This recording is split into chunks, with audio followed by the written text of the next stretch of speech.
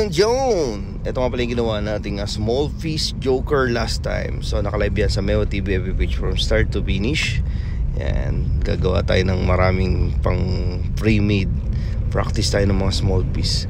Yung mga nakarang colored portrait, tapos ito small piece. Kasi kung ikaw gusto mo ng madetalyeng tattoo, tapos ayaw mo ng masyadong malaki, pwede yan sa small piece tattoo using a Uni-V machine from Aba Tattoo Supplies and Blue Nova Eco cartridges. Yan.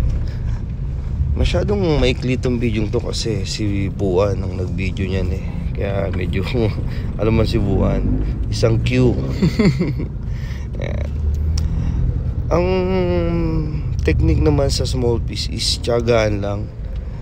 Tapos nung dati ginagawa ko is sakto lang yung voltage. Ngayon kasi parang nagtaas ako parang 6.7 to 7.5 kasi yung hand speed medyo bumibilis.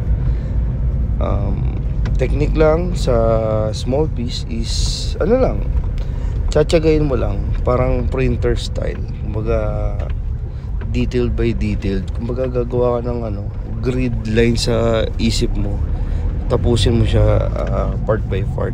So para hindi naman siya yung maghawa-hawa, left right, start ka sa kanan, then pahinga ng konti, lipat ka sa kaliwa.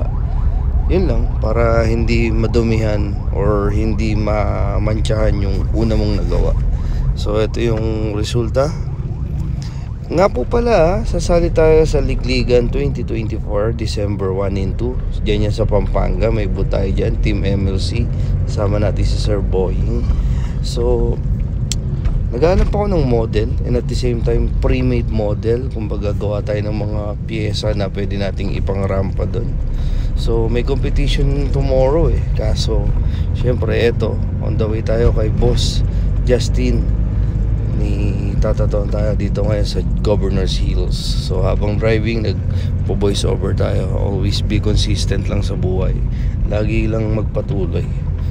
Marahil maabot mo yung tagumpay, pero pagka hindi ka naging consistent, pwede kang lumaylay o mawala yung mga pinaghirapan mo.